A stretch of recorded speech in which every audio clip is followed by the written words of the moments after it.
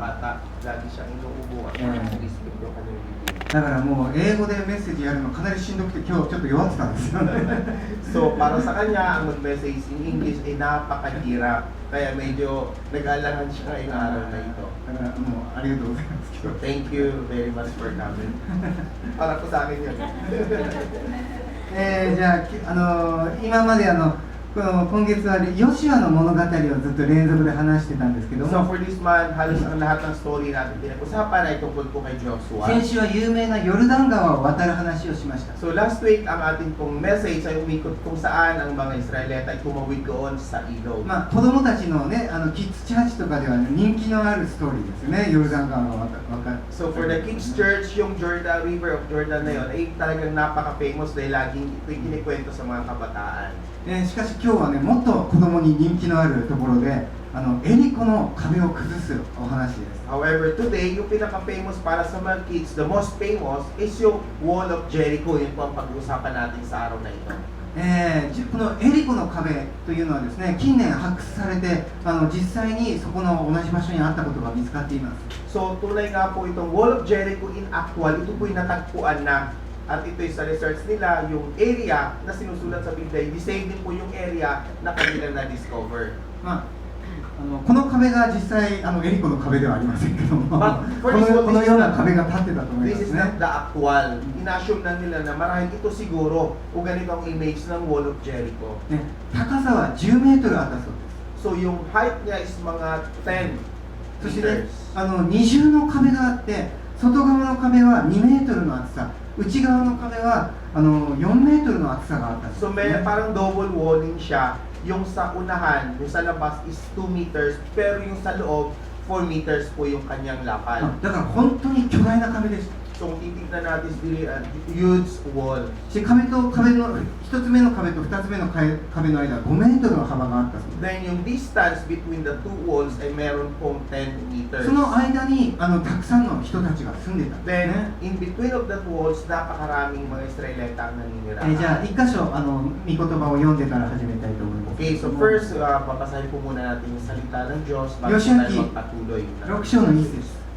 So, basahin po エ natin リコ sa は Joshua イスラエル人の 6:1. 前に城門を固く閉ざして誰一人出入りする者がなかった。 Then now Jericho was tightly shut up because of the Israelites. Now no one went out and no one came in. ね、イスラエルは40年間荒野で過ごした後、ヨルダン川を渡り、ついにカナンの地に初めて入ってきました。 Then for the Israelites, for 40 years, nanirahan sila sa ilang wilderness. Then after that, pumasok po sila para tumawid dun sa Jordan River. Then for the first time, sa promised land ng Kanaan, pumasok po sila sa Jericho. そしてヨルダン川を渡った時に、この大きなエリコの壁が目の前にあったんですね。 Then after na makatawid po sila sa Jordan River, nakita po na rin napakalaking walls of Jericho. 皆さん、このエリコというのはですね、この世の象徴、この世の、ね、象徴としてよく聖書に登場していきます。 Sa Bible po, pag sinabing walls or pag sinabing Jericho, they symbolize yung ating mundo ngayon.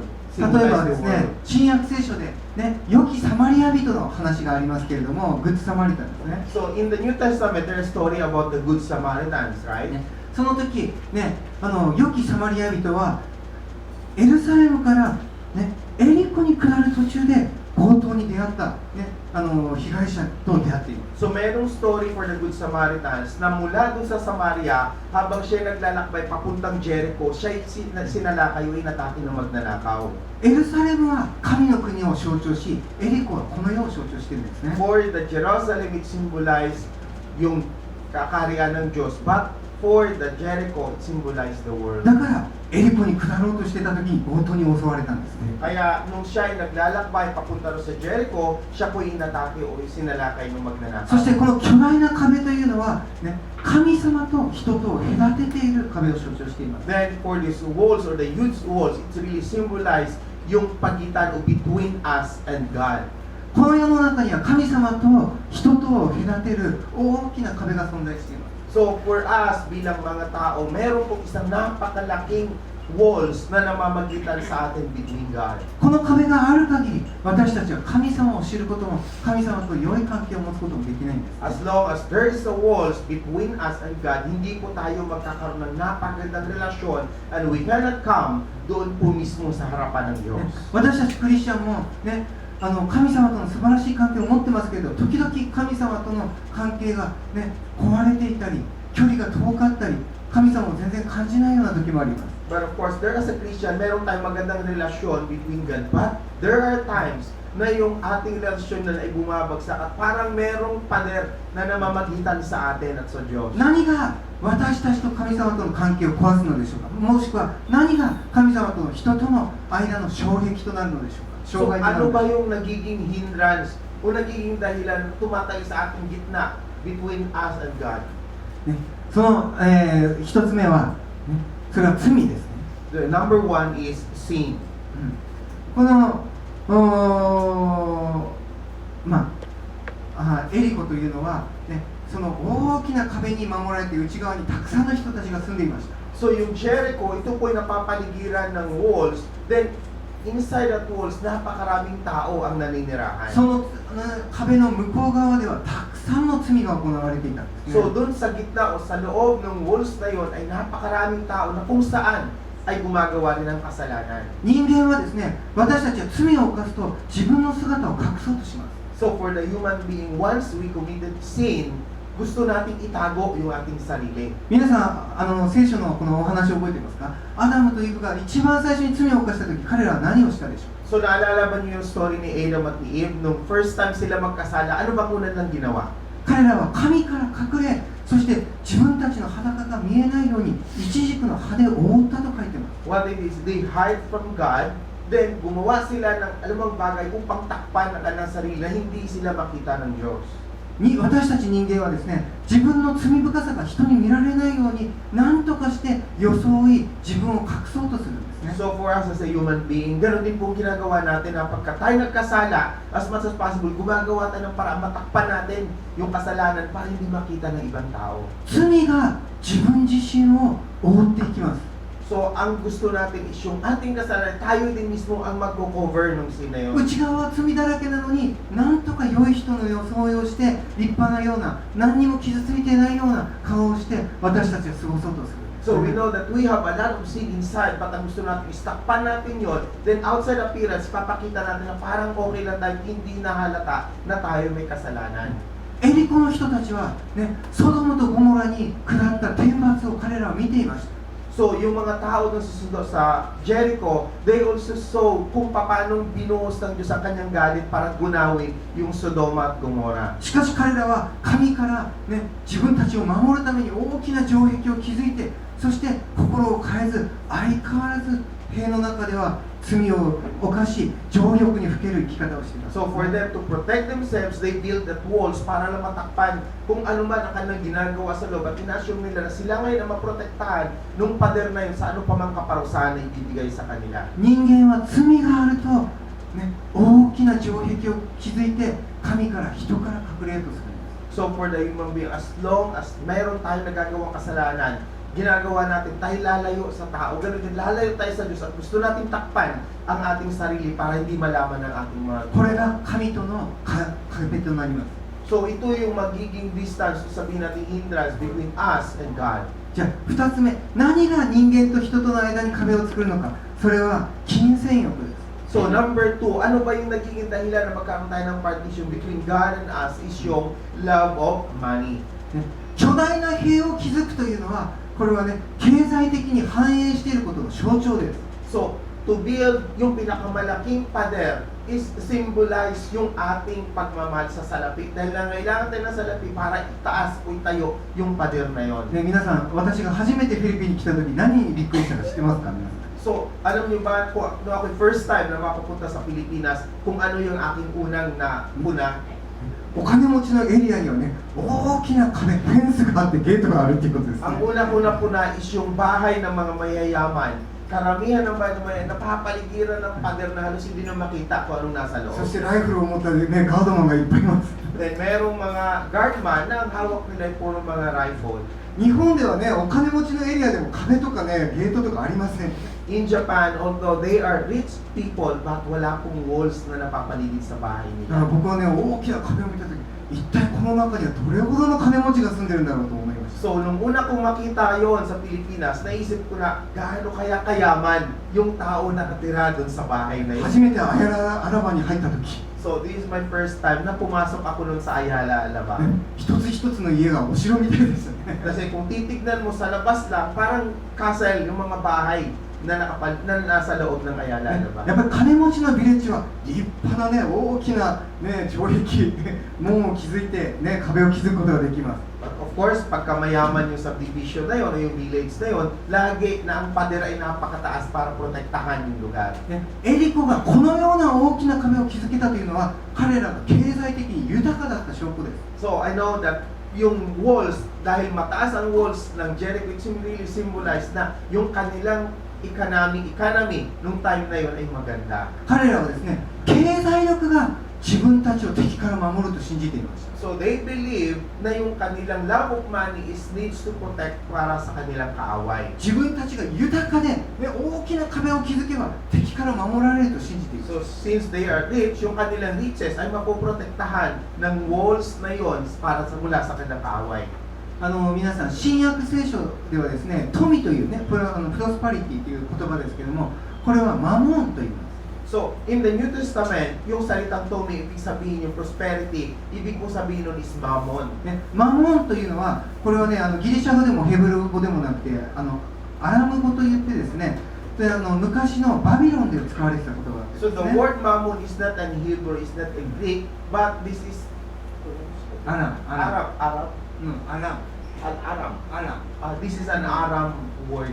バビロニアの言葉ですね。バビロ So, ン this is Babylon using during Babylon times word.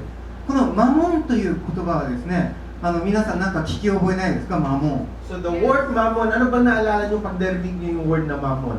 これはね、英語のマネーはこの言葉から来ています。英語のマネーっていうのはこのマモンという言葉から来ています。 So, this represent para mula sa word na money.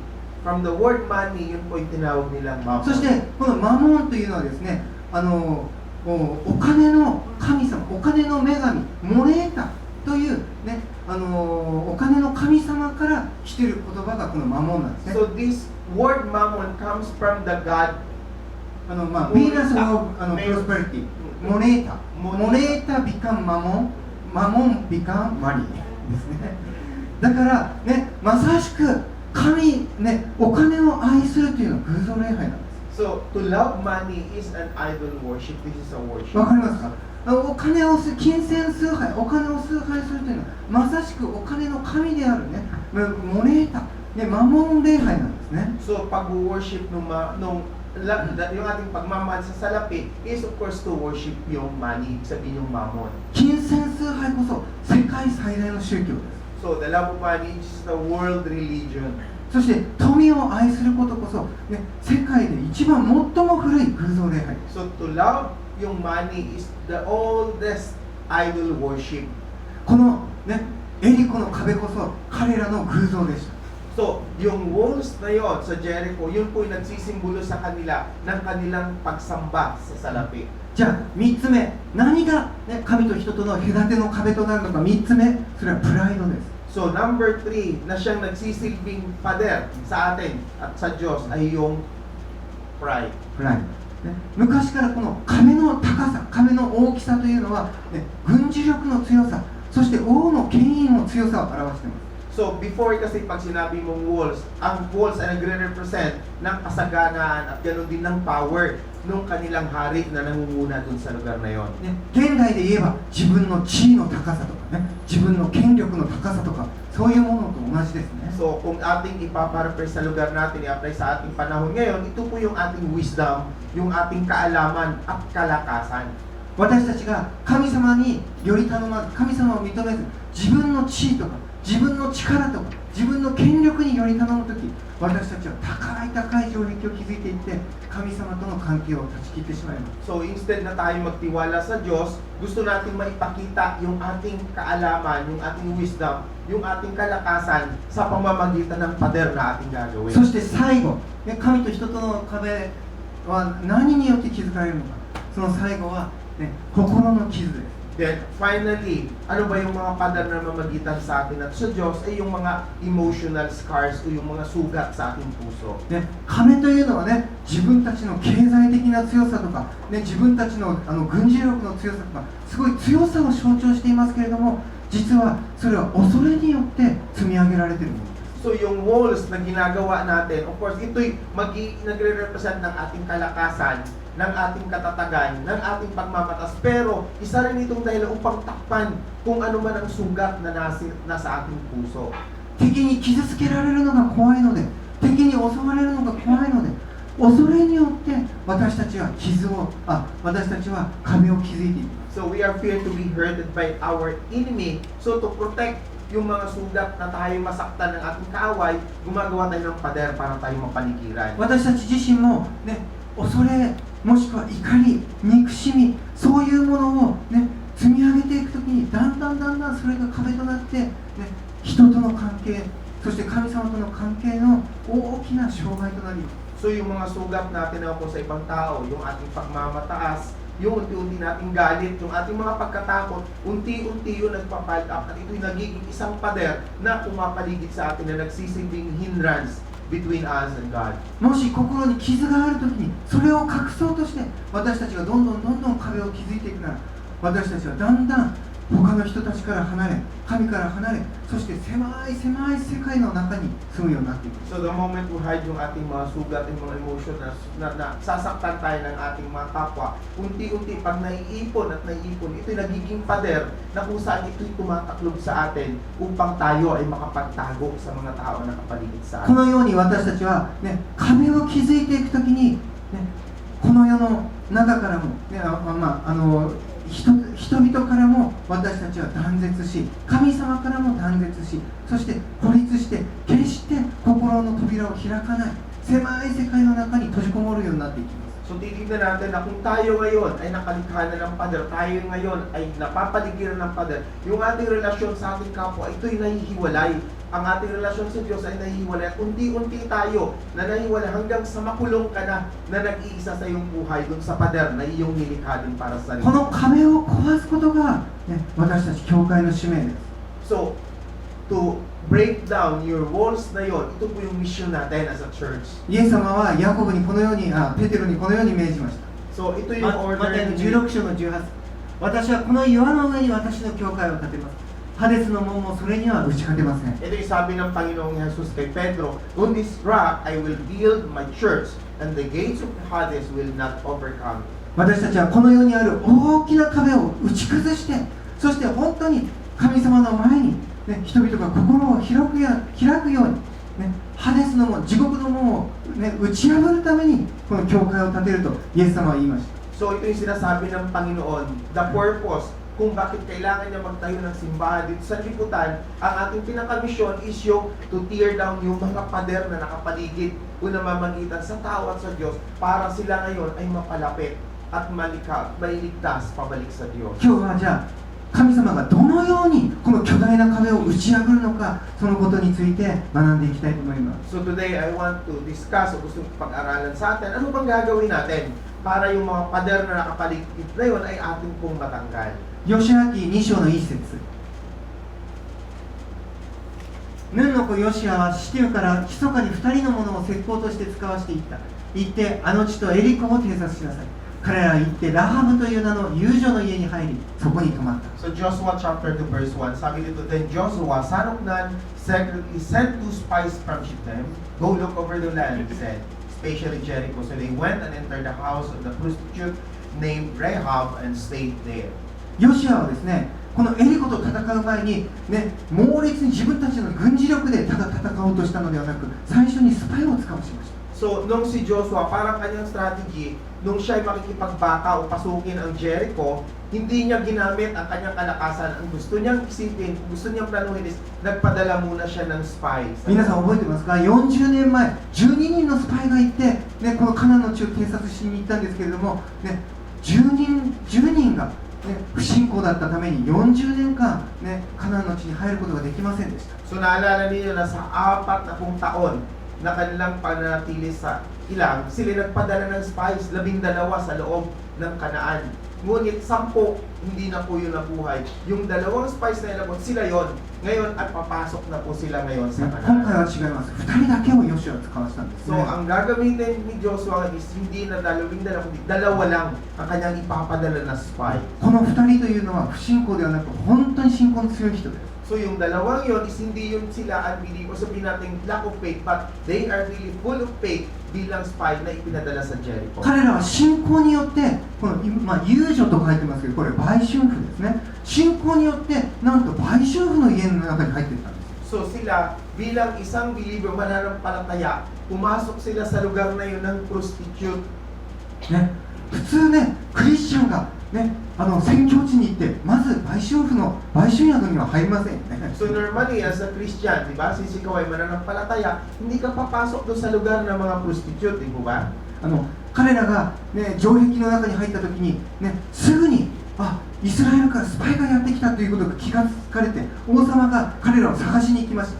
そして彼らは神様に導かれて、ね、ラハブという売春婦がいる宿の中に入っていったんですね。 So when they enter, yung 2 spy, no, sila pumasok sa Jericho, nalaman kaagad o na-detect ito ng kanilang hari na mayroong 2 spy na pinalang Israelita, kaya nga ito'y pinahanap at nalaman nila na nandun yung 2 spy sa bahay ni Rahab. なぜ神様は、ね、その遊女ラハブの家に使わしたんでしょうか。 So bakit ginamit ng Diyos si Rahab para ito ngayon ay magtago o mag-alaga dun sa 2 spy? ね、私たちのアイデアだったら、ね、そういうような場所にもしスパイがやってきたらすぐに王様とかに密告されて、ね、自分たちが売られるんじゃないか、ね、一番信用できないようなタイプの人たちですよ So ね。 of course, kung tayo ang spy na iisipin natin na bakit tayo pupunta ron sa bahay ng prostitute, marahil tayo ito'y magtatraidor sa atin at tayo ay pagkakanula, isusumbong tayo sa hari para tayo ipahuli. しかし神様の見る視点は私たちの見る視点とは違います。 However, yung paningin ng Diyos kumpara sa paningin natin is magkakaiba. 神様はその人の外側を見るのではなくて内側を見るお方です。 Ang Diyos ay hindi tumitingin sa outside appearance ng mga tao. Tinitignan po niya yung inner part natin bilang tao. このエリコの壁の中でたくさんの人が住んでいましたけれども、本当の神を主体求めていたのはこのラハブ一人だけです。 So inside the walls of Jericho, napakaraming taong naninirahan. Pero iisa lang ang tao na kanya nakita na tunay na sa kanya ay sumasampalataya. At yun po si Rahab. ラハブはイスラエルからやってきたこの2人をかくまって、そして命がけで王様から守って、そしてこのスパイの人たちこのようにつけています。 So, ang ginawa ni Rahab nung makita yung 2 spy, ito'y kanyang itinago na ito ay magiging dahilan din ng kanyang buhay, ng risk ng kanyang buhay. Ano ito yung kanyang sinabi? あなた方の神主は上は天、下は地において神であられるからです。私の父、母、兄弟、姉妹、またすべて彼らに属する者を生かし、私たちの命を死から救い出してください。 So sabi sa Joshua 2:11 and 13, For the Lord your God is God in heaven above and on the earth below, that you will spare the lives of my father and mother, my brothers and sisters, and all who belong to them, and that you will save us from death. 皆さん、ここでね、びっくりすることに、ラハブはエリコから出たことのないにもかかわらず、イスラエルの神が誠の神だと信じていたんですね。 So mababasa natin sa itinitira dito ni Rahab na kahit hindi siya nakalabas ng Jericho, alam niya na ang Diyos ang nag-iisa at totoong Diyos. ラハブは、ね、彼らがエジプトから紅海を渡って出てきた噂を聞きました。 So alam niya yung balita nung sila ay tumawid sa Red Sea na kung gaano ang kadakila ang ginawa ng Diyos sa mga Israelita. アラノでのさまざまな奇跡も聞きました。 Then nabalitaan din niya yung mga miracle na na-encounter ng Israelita. そしていよいよヨルダン川さえも、ね、神様が水を分けて自分たちの場所にやってきたのを聞いたんです。 And finally, narinig din niya na yung mga Israelita nung tumawid sa Jordan River kung paano hinati ito ng Diyos at dumaan sa tuyong lupa ang mga Israelita. エリコのうちの全ての人がそれを聞いて固く門を閉ざしたのに、彼女だけがイスラエルの人たちにドアを開けたんです。 So, nakikita natin na lahat ng mga tao na ninirahan sa loob ng pader, narinig din ang balitang ito, pero karamihan sa kanila ay namatigas ang kanilang puso. But only Rahab, binuksan ng Diyos sa kanyang puso at naunawa niya yung mga bagay na to. エリコの人もカナンの人もイスラエルの神がどれほどの神であるのか、そのことは知っていました。So yung mga tao sa Jericho, maging ang Kanaan, alam nila kung gaano kadakila yung Diyos ng mga Israelita. だけどそのエリコの中でカナンの中で唯一ラハブだけがイスラエルの神を主ヤーウェと呼んだんですね。 However, among the people na nanirahan doon sa Jericho at maging sa Kanaan, only Rahab lang ang nagdideklara that God, the Lord is God.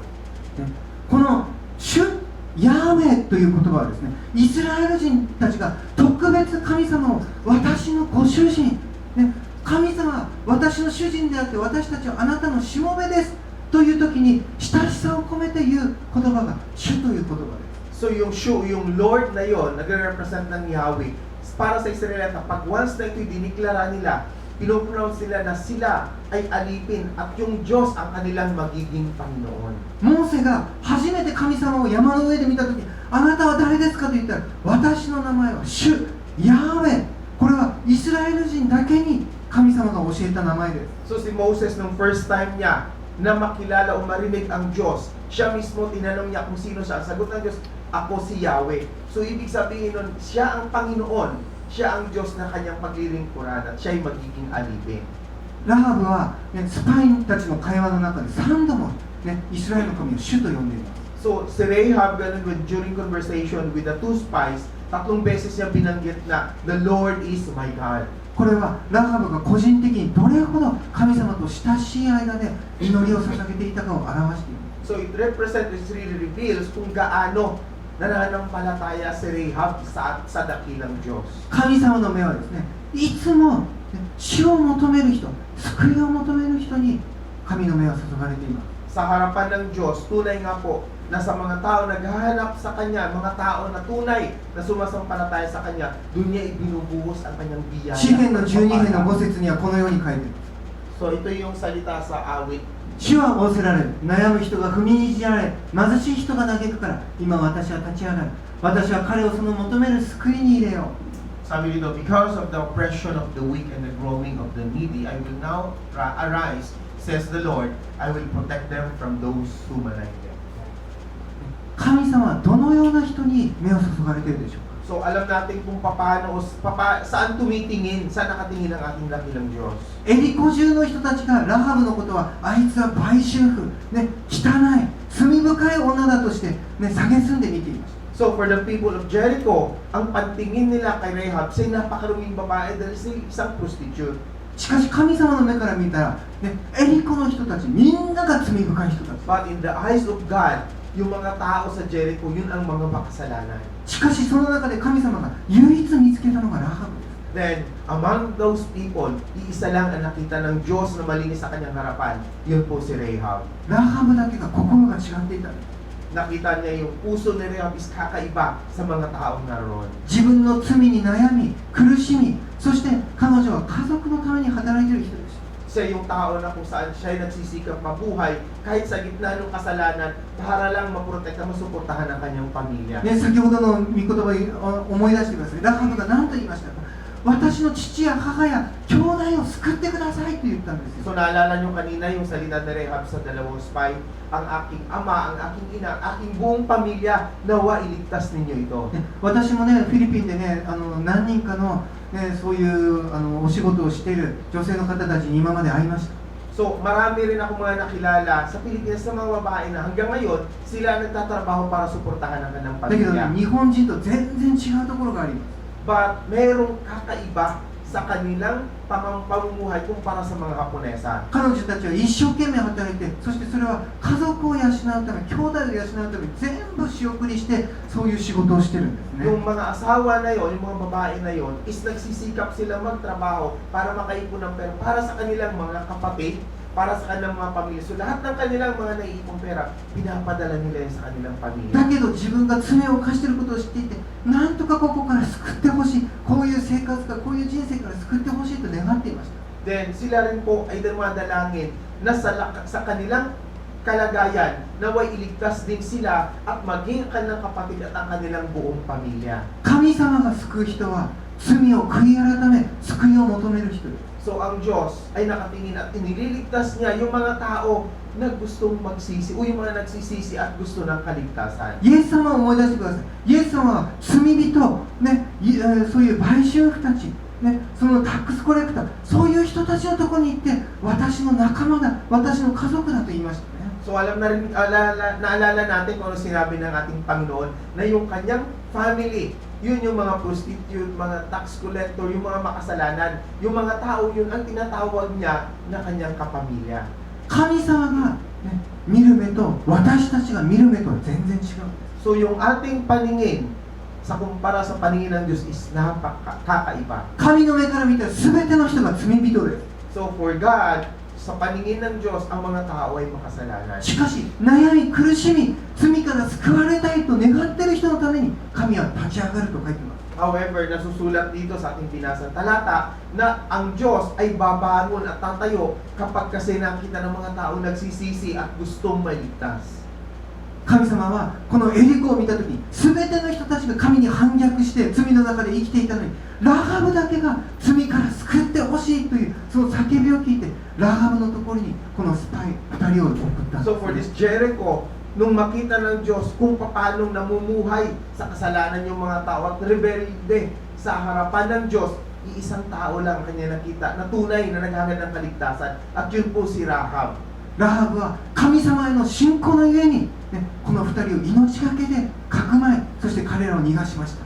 So for Rahab, para maipakita niya o maipakita niya sa Diyos yung kanyang panampalataya tunay, halos kapalit ng kanyang buhay, tinago niya o inalagaan yung dalawang ラ spy. ハブのこの小さな信仰がこの2人のスパイを救いやがてイスラエルを救いそして彼女の家族も救い So through the little faith of Rahab, yung dalawang spy na yun ay naligtas. Then, yung kanyang pamilya at maging ang kanyang buong at pati ang buong Israelita. 神様はいつでも悩む人貧しい人そして本当に罪からの救いを求める人のために神様は立ち上がられます。 So ang Diyos ay tunay nga pong tumatay, gumagawa ng paraan para doon sa mga tao na nahihirapan, ngunit humihingi ng tulong at gusto ng そ kaligtasan. れではいよいよ、ね、神様がエリコの壁を崩す時が来ました。どのようにして壁は巨大な壁が崩れたのでしょうか。 So nakita natin na kung paano nalalapit na pagbagsak ng Wall of Jericho. Alam ba natin kung paano bumagsak ang pader ng Jericho? 何度も言ってますけれどもこの聖書というのは昔の物語ではなく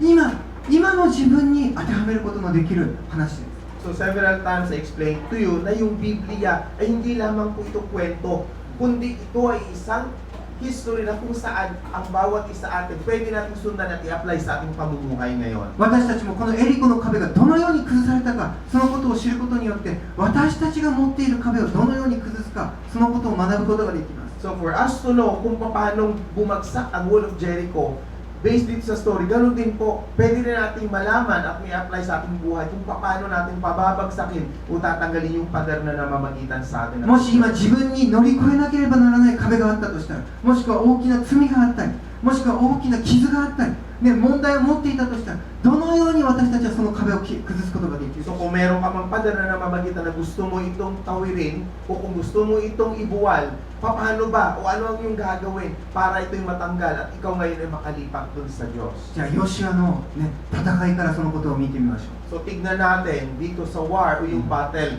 ni Joshua. う、ね、ヨシュアはどのように壁を破ったか。1番目は神の方法に従いエリコの壁を打ち破りま So した。 number one way kung paano kinabagsak ni Joshua yung walls of Jericho, number one is obey God's way. ヨシュア記6章3節4節読みたいと思います。町の周囲を一度回り6日そのようにせよ。7日目には7度町を回り祭司たちは角笛を吹き鳴らさなければならない。 So sabi sa Joshua 6:3 and 4, march around the city once with all the armed men. Do this for 6 days. On the 7th day, march around the city 7 times with the priests blowing the trumpets. 信仰の戦いの秘訣というのは、ね、戦略ではなくて忠実さです。 So, 忠実、フェイスオビディエンスor faithfulness. so yung pinakasikreto para mapagtagumpayan natin ang anong pamang uri ng mga pakikibaka is yung obedience o yung pagiging tapat. Not about strategy, ね、but about obedience ね。ね、神様は巨大な敵を倒すために小さなことに忠実であることを求めます。So, ang Diyos is nagde-demand for us para mapabagsak natin yung malaking kaaway, napakaliit lang na obedience ang kanyang hinihingi. 前、フェイシング・ザ・ジャイアント、アメリカンフットボールのゲームを映画見ましたよね。 So, nakita natin yung movie, di ba, na pinalabas natin regarding sa Facing the ね Giants. 巨大な敵を倒すために神様が求めたこと、それは小さな忠実、神様に対する小さな忠実さです。 So, for them to overcome yung napakalaking kalaban is kailangan lang yung maliit na faithfulness. まあ、フェイスフルネス、まあ、日本語ではね、 Faithfulness or オビディエンスとフェイスフルネス同じなんです。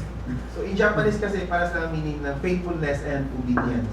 ね、あのコーチも、ね、何をしたか、よし、じゃあもっと練習しようじゃなくて、まず神様の前にひざまずいて礼拝しようと言いましたよね。 So, alam natin yung coach ko anong sinabi niya. Hindi siya tumutok muna doon sa kanilang pagsasanay, kundi is magpakababa muna sila sa harapan ng Diyos. そして勝っても負けても自分たちは神様に栄光を捧げようと言いました。 Then, for them to win or to lose, yung honor, yung glory is dapat i-offer natin sa Diyos. 神様はね、巨大な敵を倒すときに私たちに小さなことを命令して、その小さなことに忠実かどうかを、ね、私たちに要求します。 So, in the eyes of God, for us to overcome yung battle, meron siyang isang demand sa atin.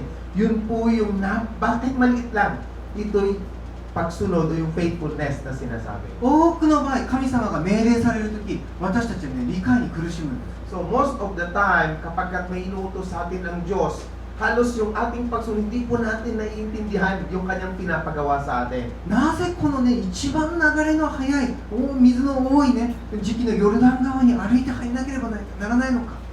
So, marahil nung sila'y tumatawid sa ilog ng Jordan, dahil malakas ang agos, bakit kailangan na kami dumaan doon sa Jordan River? 私たちもね、フィリピン来たときね、全然理解に苦しみます。なぜフィリピンに行かなければならないのか。 So, for us, nung una kami pumunta sa Pilipinas, ganun din ang aming naisip, bakit kailangan pa namin pumunta ng Pilipinas? ね、私たち家族4人で空港に着いたら、なぜこんなとこに来たんだろうと思うんです。 So, when we arrived in the airport, first time namin sa Pilipinas, naisip din namin apat sa pamilya, bakit narito kami? Bakit kailangan natin pumunta ng Pilipinas? で今、ね、理由がわかります。 But now, we know the reason.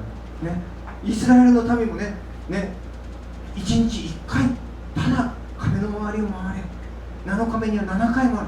ね、なんで同じところぐるぐるぐるぐるただ回るだけなんだろう。そういうふうにね、きっと不思議に思ったと思います、ね。 So, I think for the people of Israel, they think also the same. Bakit kailangan nilang umikot ng 7 beses o 6 na beses sa isang araw na hindi nila kailangan magsalita? しかし忠実なしもべというのは、ね、主人の考えていることすべてを理解する必要ない。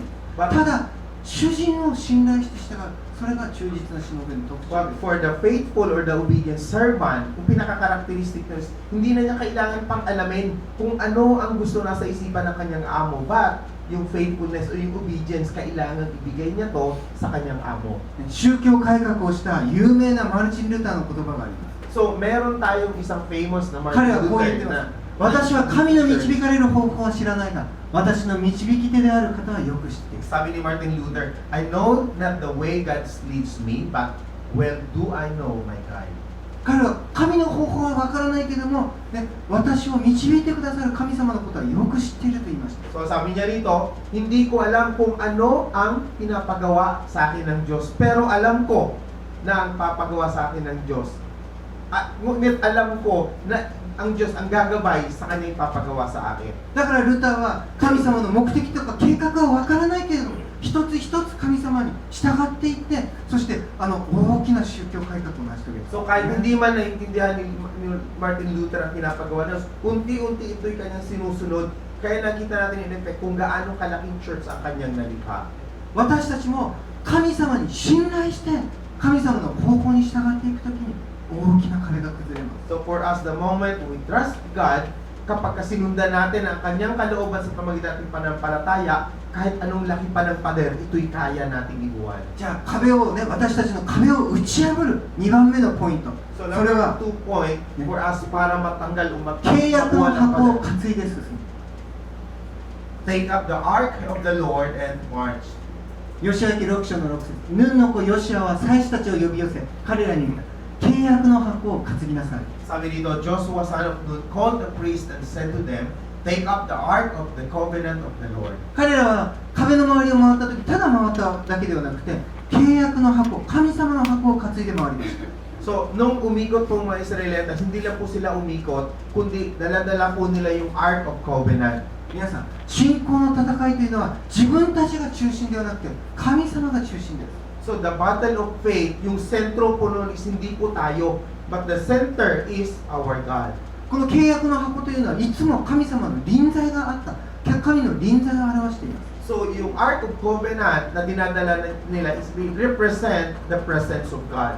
先週も同じことを言いましたけれども、この契約の箱を担いで歩くというのは、私たちが自分の人生を歩くときにイエス・キリストの十字架を担いで歩くことを表しています。 So, the Ark of Covenant, gaya na sinasabi rin sa Biblia, ito po yung presensya ng Diyos o yung covenant ng ating Panginoong Diyos na kahit saan man tayo magpunta, dapat ito'y dala-dala natin. なぜかというと、クリスチャンの人生は自分が中心の人生ではなくて、イエス・キリストが中心の人生だからです。 Bakit? Kasi bilang Kristiyano, yung sentro ng ating buhay, bilang Kristiyano, ay hindi po nakasentro sa atin, but ito ay nakasentro sa ating Panginoong Diyos. 十字架を背負い、ね、主を中心にして歩むときに、主が私たちの人生に勝利を与えてください。 So to carry the cross na siya nagsisimbolize ng ating pagiging pananampalataya sa ating Diyos, saan tayo magpunta, ang kanyang presensya ang ating dinadala. じゃあ3番目の3つ目のポイント、 So number 3 point. どのように壁を打ち破るのか、それは黙って神の時を待つということです。 So paano ba ang gagawin natin para to tear down the walls of ヨ partition? シュは民に命じていった。私が時の声を上げようと言ってあなた方に叫ばせる日まであなた方は叫んではいけない。あなた方の声を聞かせてはいけない。また口から言葉を出してはいけない。 So Joshua had commanded the people, do not give a war cry, do not raise your voices, do not say a word until the day I tell you to shout, then shout. 神様は、ね、壁の周りを回りなさいと言いました。そして契約の箱を担いで回りなさいと言いました。しかしまたもっと面白い、ね、奇妙なことは、ね、何も喋んない、一言も声を出さないで回りなさいと言ったんですね。 So tignan natin, isipin natin kung anong kautusan ng Diyos dito. Umikot kayo sa wall of Jericho. Then dalhin ninyo yung Ark of Covenant. Then yung pangatlo is, huwag kayong magsasalita, huwag kayong sisigaw ng anong pamang salita. なぜそんな命令を出したんですか。 So bakit ibinigay ng Diyos yung kautusan na ganito sa Israelita? 私たち昔日本にいた時にジーザスマーチというねマーチでクリスチャンがみんな街に集まって十字架とかねいろんな旗とかを掲げて街を歩くそういうようなのがあったんですね。 So before, meron pong activities sa Japan, sinasabi nilang March for Jesus, na kung saan yung mga tao ay umiikot sa iba't ibang mga lugar, dala-dala nila yung mga placard, may dala-dala silang mga cross, iba't ibang mga signage na nagsisimbolize, nagpapakilala sa これ Panginoon フィリピンで Diyos. もありますよね。 Sa マーチフォー Pilipinas, ジーザス meron ね din。pang March for Jesus. マーチフォージーザスありますよね。 Ipo, iba. あの Iba na eh. Position pilot, sigaw. マーチフォージーザスね、僕ね、なんていうの、ジーザス・イズ・ロードの、会議があった時に、それやってたの出たんですよ。 Before kasi due Tama, sa siguro JIL, denomination na. nag-participation nung sa JIL, meron sila activity for March これ for 世界 Jesus. 中のボンナゲンクリスチャンがやるんですね。 So ginagawa po ito ng mga born again Christian all over the world. でその時はね、もう黙っては回りませんね、何も。でもみんな賛美しながら大きな声でね、歌って賛美してね、ぐるぐるぐるぐる街を歩きますけど。 So during this time, sila naglalakad sa mga streets, pero hindi sila nagsisigaw, wala silang sinasabing kahit ano pa mang bagay, kundi naglalakad lang sila. ね、ちょっと想像してみてください。彼らがね、黙ってエリコの街を回ってた時、敵はどうしてたんでしょう。 So isipin natin na, habang sila nag-iikot doon sa walls of Jericho, ano kaya sa palagay na isip natin na sinasabi ng mga kaaway nila para sa kanila? おそらく敵はですね、10メートルのね、高い壁の上から見下ろして、ね、すごくね、バカにしたり、悪い言葉を言って罵ったと思いますね。 So siguro, yung mga kaaway nila nakatayo doon sa taas ng 10 meters height na walls na yun, siguro sila yung niloloko o kung ano nung mga sinasabi sa kanila habang sila yung umiikot doon sa pader. だけどイスラエル人は言い返さない、ね、言い返してはいけなかったです。黙って回ってなきゃならない。 But yung order sa kanila is hindi sila pwedeng magalit, hindi sila pwedeng magsalita kahit anong pamambagay, but they have to be silent habang sila yung umiikot doon sa walls of 皆 Jericho. さん、これはね、クリスチャンの人生っていうのはこういう人生です。 So this is also the life of Christians. ね、私も小さな生まれた時からクリスチャンだったので、もう教会に行ってるだけで友達からよくバカにされました。 So ako, since ako'y maliit, ako'y naging isang Kristiyano. But during that time, yung aking mga kaibigan, lagi akong niloloko dahil ako isang Kristiyano. 会社に行っても先輩やね、上司からよくね、そのことをバカにされました。 So lagi na ako niloloko kahit yung aking mga kasama sa trabaho, yung aking mga kasama sa araw-araw. 中学校でサッカー部に入ってて、日曜日ね、練習あったんですけど、こう監督の先生のところに行って、日曜日教会行くから出れませんって言ったんですね。そしたら次の日から、ね、教会野郎というあだ名がつけられてですね、そう先生に教会野郎って呼ばれるんですよ、みんなの前で。 So, nung ako'y high school, gano'n din po, dahil normally, pagkalinggo, meron kaming soccer practice. So, nagpaalam ako sa aking coach na hindi ako makaka-attend. So, mula nung araw na yon, ang tawag sa akin is gumawa ka na lang ng sarili mong simbahan. 僕はね、笑って聞いてるふりしながら帰りね、泣きながら帰ったことを覚えてます。 So, meron din akong time na parang pinagtatawanan, pero sa aking sarili, habang ako'y umiiyak dahil lagi ako niloloko na aking mga kasama. なのになぜ黙ってなきゃなんないんですか。 So, bakit kailangan kong manahimik o kailangan nating manahimik? ね、私たちはね、黙って主の時を待つね、その時に信仰が成長するんです。 Because the moment na tayo is silent, habang hinihintay natin na magsalita ang Diyos, dun po mabubuo yung ating pananampalataya. 僕はね、もうこんなひどいことやってね、神様が絶対雷で打つはずだ、ね、病気にかかって倒れるはずだ、ね、何にも起こりませんでした。 So, of course, naiisip ko rin nung time na yon na sana tamaan ng kidlat yung mga tao na naluloko sa akin. Nawa yung galit ng Diyos mabuhos din sa kanila. Naisip ko yun, pero walang ano pa mang bagay na nangyari sa mga taong yun. 私が黙ってるんですけど、神様も黙ってるんですよね。 Dahil the moment na tayo ay silent, of course, alam natin na yung Diyos ay matahimik din po siya. なぜ神様は黙ってるんですか。 Bakit matahimik ang ating Diyos? だけどそのような時にね、私たちはね、神様に真剣に祈って、そして神様が絶対自分に報いてくれる、そのように神様の信頼、ね、神様の信頼が育つ時っていうのは、ね、私たちが黙って神を待つ時です。 Dahil alam natin na yung ating trust o yung ating pananampalatay, lalago ito sa ating pananampalataya sa Diyos, yung oras na kung saan tayo laging nananahimik. Nananahimik tayo, pero tayo umaasa at nananalangin sa ating Panginoong Diyos. ね、結果としてどうなったでしょう。ヨシア記6章の20節。 So ano ang naging resulta ng kanilang ginawa?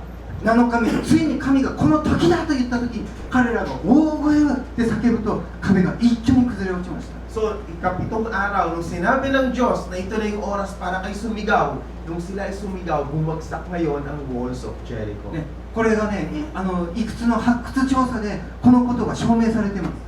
So, based dun sa investigation, nung na-discover ito, mayroon po mga ebidensya na tunay nga nangyari yung ganitong bagay. 皆さん普通ね、壁を攻撃して壊したらね、壁がね、外側から内側に倒れますよね。 Alam natin na yung pader, kapag sa labas ito'y inatake, syempre saan pupunta ang pader? Babagsak ito papunta sa loob, di po ba? エリコの壁のいくつの発掘調査で出てきたのは、内側から外側に壁が倒れている状態。 But based on the results sa investigation ng mga expert, yung wall of Jericho ito'y nabasag mula sa puwersa sa loob, palabas. まさしくこれはね、何か軍事力の力で襲って壊したのではなく、神の力で内側から外側に倒れているんですね。 So alam natin na hindi ito dahil sa kalakasan ng mga umatake mula sa labas, but this based on or according to the power ni God na mula sa loob, winasak niya itong pader na nakapaligid. 巨大な壁が崩れるのは神の奇跡の力による。 So this great wall, yung great wall na ito ay nabasag sa pamamagitan ng miracle dahil sa power ni God. 私たちが持っている大きな壁も、ね、壁を崩すのは神の力であって、私たちの仕事ではありません。 So yung walls na mga nakapaligid sa atin is not our job, but ito po ay trabaho ng Diyos para alisin sa ating paligid. 私たちのすべきことはただ一つ、神を信頼して神の時を待つことです。 So ang ating gagawin lang is to trust God. Hinihintayin lang natin na yung Diyos mismo ang kumilos para ibuwal yung pader na 信 yun. 頼して神を待ち続けるならば、やがてその壁は神の力によって崩れ去ります。 So if we trust God at hihintayin natin yung time na siya ay kikilos para gibain yung pader na yun, talagang gagawin niya yun para sa atin. じゃあ最後に、この壁の中に唯一救われた人、そのラハバについて話したい。 So finally, I would like to tell you the story. Kung ano ba nangyari kay Rahab, yung kaisa-isang tao na naligtas doon sa loob ng walls of Jericho. 彼女はね、小さな人でしたけれども、大きな信仰の勇者として用いられました。 So, Rahab is just a small person, but meron po siyang napakalaking pananampalataya na siyang naging dahilan para siya'y maligtas. ラハブがですね、2人の石膏を、2人のスパイを自分の部屋にかくまって、そして窓から、彼女の家はですね、塀の中に組み込まれていたんですね。こういう塀の中にあって、そこの窓からロープを吊り下げて2人を逃がしたんです、外に。 So, ang ginawa na Rahab, si Rahab kasi nakatira doon mismo sa gilid ng pader na kung saan merong bintana na nakikita doon sa labas. So, ang ginawa niya is nagladlad siya ron ng taling pula para ito ay makita ng mga Israelita. その時にイスラエルの2人はラハブにこのように命じました。ヨシヤ記2章18節。 So, during the time, ito yung salita ng dalawang spy na sinabi kay Rahab. 私たちがこの地に入ってきたなら、あなたは私たちを吊り下ろした窓にこの赤い紐を結びつけておかなければならない。 So, this is what you must do when we invade your land. Tie this red cord to the window you let us down from. ラハブはですね、赤い紐で吊り下げて彼らを逃がしたんですけども、ね、私たちが攻めてくるときにあなたは救われるために印としてこの赤い紐を下げときなさいと命じられたんです、ね。 So, ang ginawa na Rahab para makaligtas yung dalawang spies, nagtali siya ng mahabang pulang panali na kung saan doon dumaan yung mga spy para sila makatakas doon sa pader. So, sabi ng mga spy, ito rin ang gamitin mo. Yung taling pula na yon, itali mo rin sa bintana para pag kami umatake, makita namin kagad ito. そしてエリコの壁が全部崩れたときにヨシアはね、この2人に命じて赤い紐のついている部屋の人たちを救い出しに行きなさいと命じました。 So, ang order ng dalawang spy, uno ni Joshua, nung bumagsak ang walls of Jericho, iligtas nyo, puntahan nyo yung bahay, yung mga tao na nakatira doon sa bahay na kung saan ay may nakataling pula. ここに2つの奇跡があります。 So, merong dalawang milagro na nangyari dito. 一つはですね、大きな壁が神の力で崩れたという奇跡ですね。 So, number one miracle is yung sa pamamagitan ng kalakasan ng Diyos, ang laki ng walls na yun is bumagsak. だけどもう一つの奇跡は Number two miracle is, 壁の中に住んでいて、その壁が全部崩れたのにラハブと家族は無傷で助かったということです。 ang lahat ng tao nakatira doon sa walls na yon ay kasamang bumagsak ng pader, ibig sabihin na namatay. Pero yung family ni Rahab at ang kanyang tinitiran ay hindi po yung bumagsak at hindi rin sila namatay. 神が守ったんですね。 Because God are the one who protect them. その印は何でしょう。 So ano ba yung symbol na yon? それはこの赤い紐です。 That symbol is yung red, ano ba tawag nito? Panaling pula. ある人はですね、このことを、ね、神の言葉のあらゆる開き戸にイエス・キリストの血潮の贖いの印が見られると言いました。 So meron ding mga tao na nagsasabi na yung pulang panalin na ito is nagre-represent ng dugo ng ating Panginoong Diyos na siyang nagligtas sa bawat isa sa atin. この赤い紐はイエス・キリストが十字架についた時に流された血潮の象徴です。 So this red cord is symbolized ng dugo ng ating Panginoong Yesus na kung saan siya ay nakapako sa krus. 私たちが罪から救われるのはただ一つ、イエス・キリストの十字架の血潮によって私たちは滅びから救われている。 Yung makakapagligtas lang po sa atin, sa ating mga kasalanan, ay yung dugo ng ating Panginoong Yesus. ラハブのように私たちがもし心を開いて神様を迎え入れ、イエス・キリストの血潮を私たちの心の中にお迎えするときに、私たちの心はイエス様の血によって清められ、それが私たちの救いの印となっていきます。 Ito yung sinasabi ng salita ng Diyos na kung bubuksan natin ang ating puso, ang ating Panginoong Yesus ay papasok at ang kanyang dugo ang siyang maglilinis sa ating mga karumihan at kasalanan at tayo ngayon ay kanyang maililigtas. ラハブは、ね、小さな信仰で救いが来るまでこの赤い紐を縛って家の中で待っていました。 So, si Rahab ang ginawa niya in his small faith.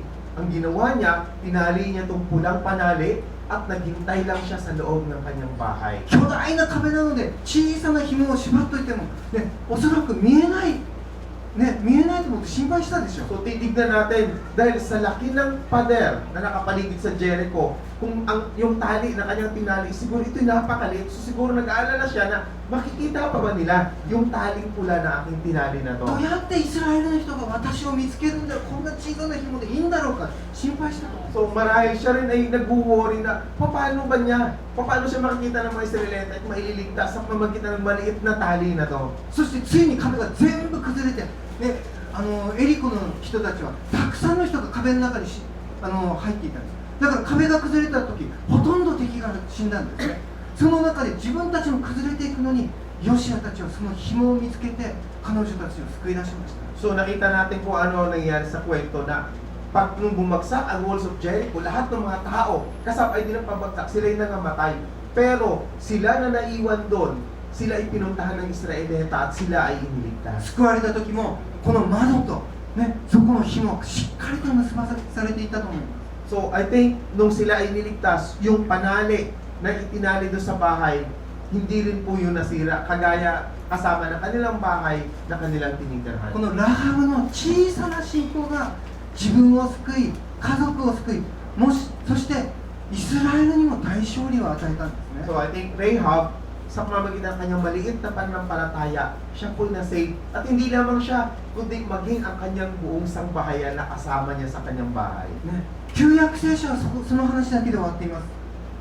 Sa Old Testament, hindi lang po ito natatapos sa kwentong ito. しかしですね、新約聖書を読むとラハブの物語に続きが書かれてい Even ます。 in the New Testament, napapasa natin na yung story ni Rahab, eh ikinikwento pa rin. このラハブはイスラエルの中に住み、彼女はイスラエル人と結婚しました。 So si Rahab, after doon, siya'y namuhay kasama ng mga Israelita at siya ngayon ay nagpakasal sa isang Israelita. ね、みんなが嫌っているカナン人として彼女はイスラエルの中に住んでイスラエル人と結婚して生活したんですよ。 So siya ay bilang Kanaan na tao, he was despised by the Israelita, pero siya ay iniligtas at siya kasama na nirahan ng 多分肩身が Israelita. 狭くてね、みんなからバカにされて傷ついて苦しい生活をしたと思います。 So probably namuhay siya sa kasama ng mga Israelita na medyo mahirap dahil nandun pa rin yung discrimination na kung saan kasama siya sa hindi niya kalahi. だけどこのラハブがイスラエルにとってどれほど大きな祝福になったか皆さん知ってますか？ But alam ba natin kung gaano na blessed ang buong Israelita dahil lang dito このラハブが産んだ子供こそ、ね、ルツと結婚したボアズです。 yung anak na ipinanganak ni Rahab doon sa Israelita kanyang pangasawa, ito po yung si Boaz. 皆さん昔ね、ルツキを私たちメッセージ全部やりましたけど、ね、ボアズというのはイエス・キリストを象徴しています。 So alam natin, dahil na-share ko na sa inyo yung message yung book of Ruth, di ba? Yung Boaz na sinasabi dito, it symbolize ng ating Panginoong Yesus. 広い心で罪人でもう死んだも同然の、ね、違法人のルツを救い出し、そして彼女と結婚し、彼女に本当に大きな祝福を与えた、ね、その寛大な、ね、信仰のボアズ、この信仰はラハブから来たものです。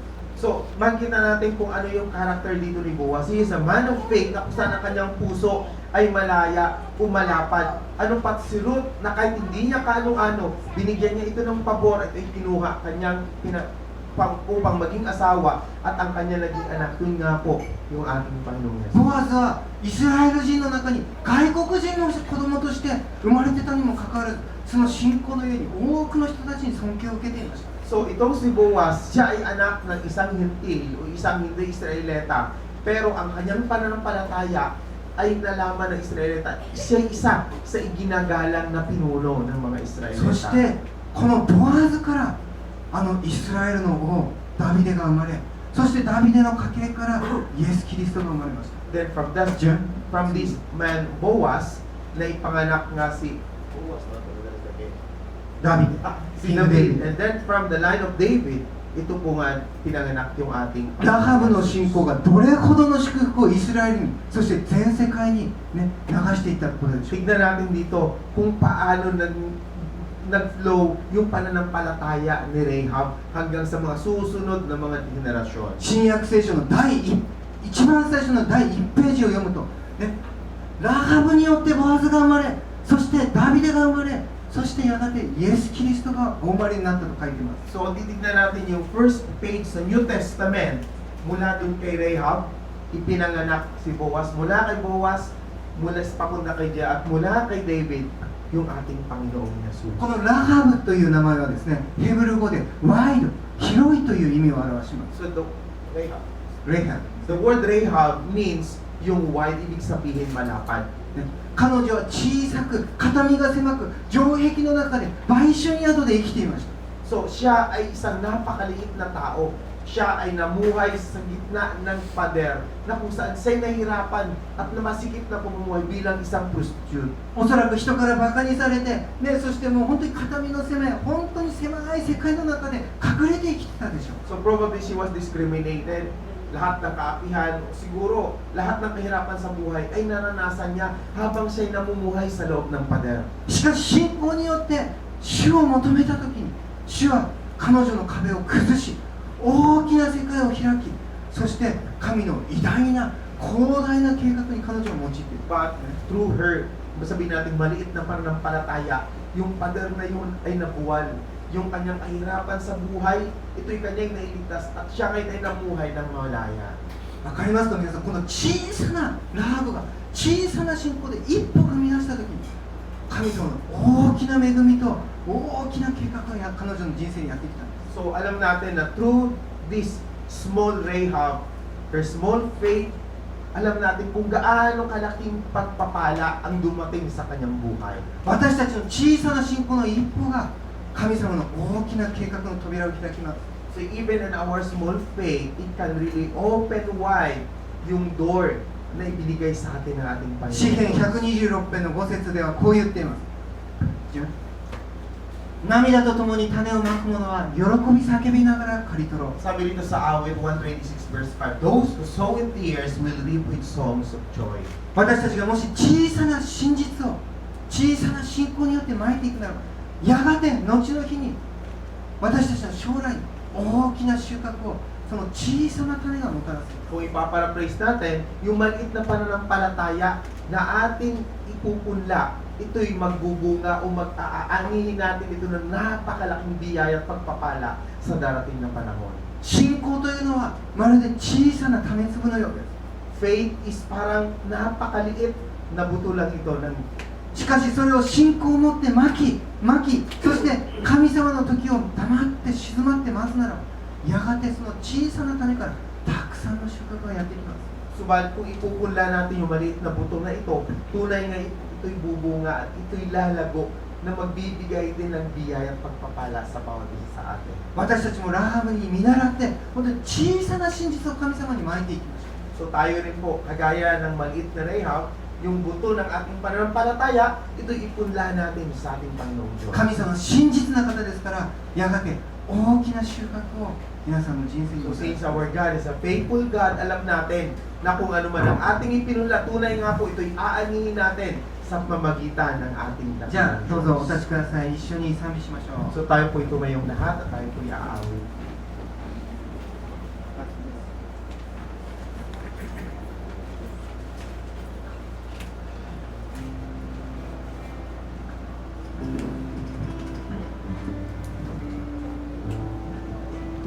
じゃあ一緒に賛美をしながら心から神様に向かって私たち、祈りを捧げたいと思います。 So buksan po natin ang ating mga puso habang tayo po'y maawit ng ating awitin sa ating Panginoon dahil tayo po'y mananalangin sa Kanya. どうぞ自分の心を本当に今深く探り、私たちの中にどんな信仰があるか、自分はどんな信仰を持っているか、今考えてみてください。 Buksan po natin ang ating puso. Saliksikin po natin. Ano bang pananampalataya meron tayo? Maliit man ito, malaki. Ito'y tignan natin sa oras na ito at tayo humarap sa ating Panginoon. 私たちの信仰はアブラハムや、ダビデやヨシアのような偉大な信仰じゃないかもしれません。 Marahil ang ating faith is hindi kagaya ni Joshua, hindi kagaya ni Abraham.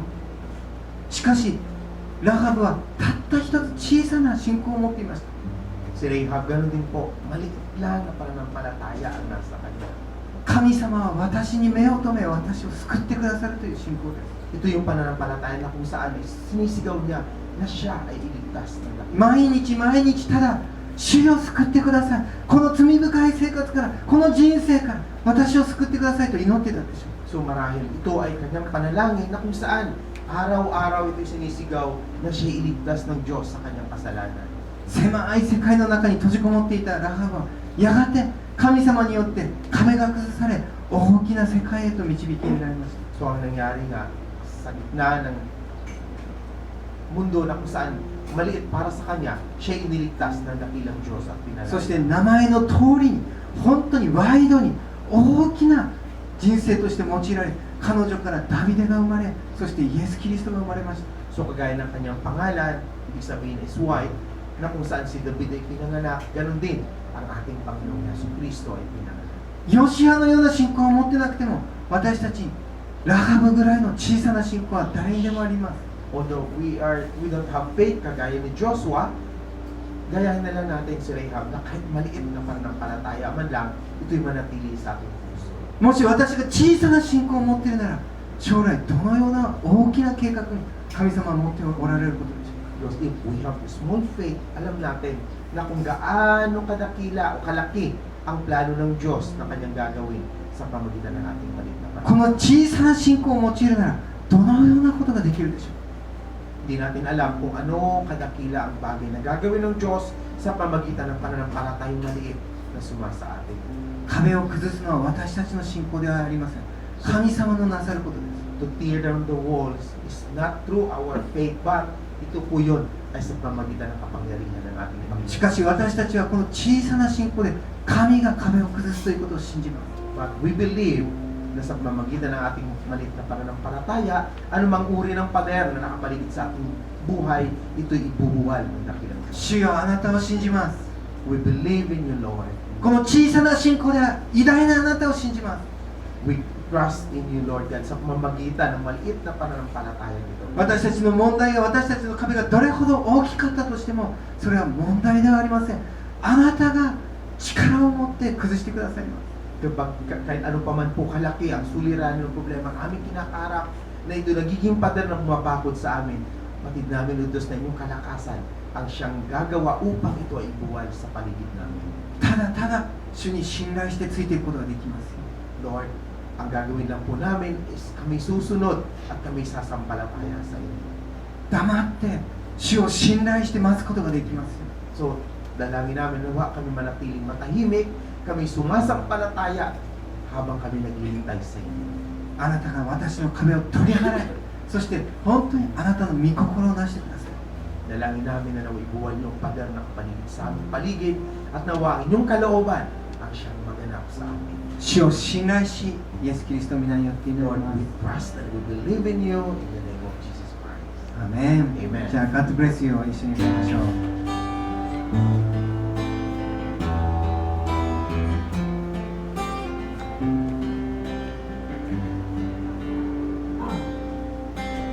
God bless you 神の御恵みが豊かにあなたの上に注がれますようにあなたの心と体とすべての営みが守られ支えられ喜びあふれるように私は祈ります God bless you God bless you God bless you God bless you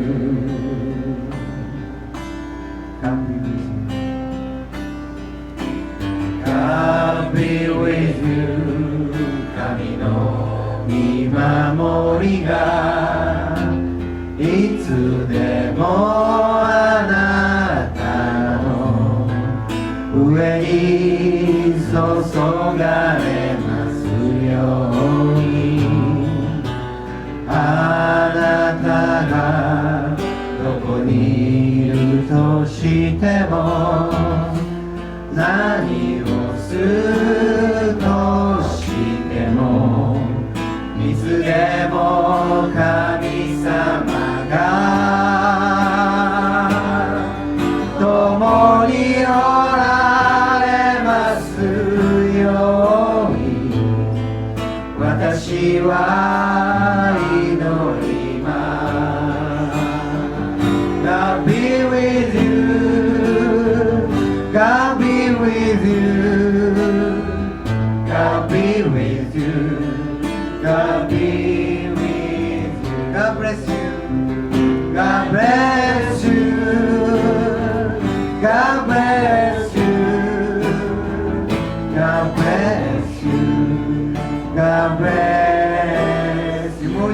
God bless you. God bless you. God bless you. God bless you. God bless you. 愛する天のお父様、あなたの恵みがいつも私たちと共にありますよ。